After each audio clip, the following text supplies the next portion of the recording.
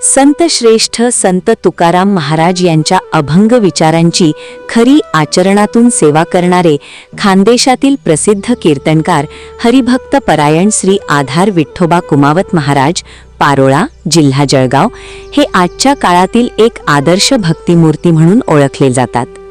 पारोळा तालुक्यातील रहिवासी असलेले हे महाराज बालपणापासून कीर्तन सेवेत रमले आणि गेल्या सुमारे 45 वर्षांपासून अखंड निस्वार्थ कीर्तन सेवा देत आहेत। तुकाराम महाराजांचा विचार, कथा करोनिया मोल जो द्रव्य घेती तेही दोघे जाती नरकामध्ये, हा केवळ शब्दांत नव्हे तर आचरणात उतरवणारे महाराज म्हणजे आधार विठ्ठोबा कुमावत।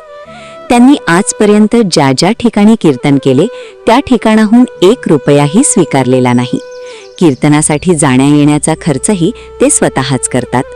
एवढेच नव्हे तर ज्या ठिकाणी कीर्तन सेवा करतात तेथील पाणीही न पिता स्वतः सोबत आणलेले पाणीच ग्रहण करतात। जेथे जेथे कीर्तन करावे ते पाणी पाणी धरावे या तत्वाचे ते काटेकोर पालन करतात। त्यांची सेवा ही केवळ कीर्तनापुरती मर्यादित नाही, ती समाज प्रबोधनाची अखंड साधना आहे। तुकाराम महाराजांचा अभंग, काही न मागती देवा त्यांची करून धावे सेवा, हळूहळू फेडी ऋण होऊनी राहे जनार्दन, या भावनेनुसार ते कोणतीही भुक्ती किंवा मुक्ती न मागता केवळ भक्तिरंगात रंगून सेवा करीत आहेत। महाराज आपल्या कीर्तनातून वारंवार सांगतात, जे का रंजले गांजले त्यासी म्हणे जो आपुले। या अभंगाचे विश्लेषण करताना ते स्पष्ट करतात की खरी भक्ती म्हणजे संकटात सापडलेल्या व्यक्तीची मदत करणे। समाजसेवा हीच खरी ईश्वर सेवा आहे।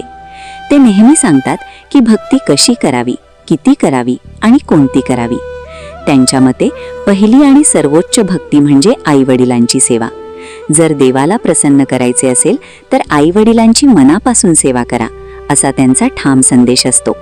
आईवडिलांची सेवा हीच खरी भक्ती आणि त्यातूनच ईश्वर प्राप्तीचा मार्ग खुला होतो, असे ते समाजाला पटवून देतात।